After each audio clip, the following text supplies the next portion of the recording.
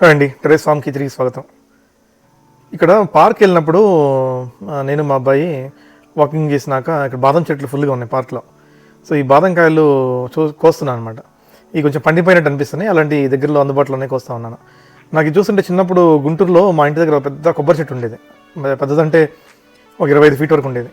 దాని మీద కాకులు గూడు పెట్టుకుని ఉండేవి. ఆ కాకులు ఈ సమ్మర్లోనే నాకు గుర్తు, మనం బయట పడుకున్నప్పుడు నైట్లో అట్లా ఈ కాకుల పైనుంచి పడేయడం జరుగుతూ ఉండే, స్లిప్ అయి పడిపోతూ ఉండే బాదంకాయలు. అది కొట్టుకొని ఈ గుండ్రాయి ఉంటుంది కదా, రాయితో కొట్టేవాళ్ళం ఇట్లా. కొట్టేసి ఆ పప్పు తీసుకొని తినేవాళ్ళం. కానీ ఇప్పుడు ఈ ప్రాసెస్లో మనకి లోపల ఈ పప్పు కూడా బ్రేక్ అవుతూ ఉంటుంది, చాలా డెలికేట్గా ఉంటుంది, ఆ పప్పు మెత్తగా ఉంటుంది కాబట్టి. సో మీరు చూస్తున్నారు కదా.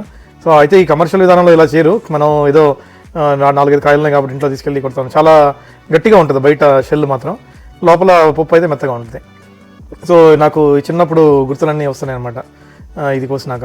సో ఈ కాయలు తీసుకొచ్చి ఇంటికి దాన్ని రాయితో కొట్టాము, మళ్ళీ సుత్తితో కొట్టి పప్పులో ఓపెన్ చేసి ఇంత వచ్చిందండి. టేస్ట్ అయితే బాగుంది. Thank you.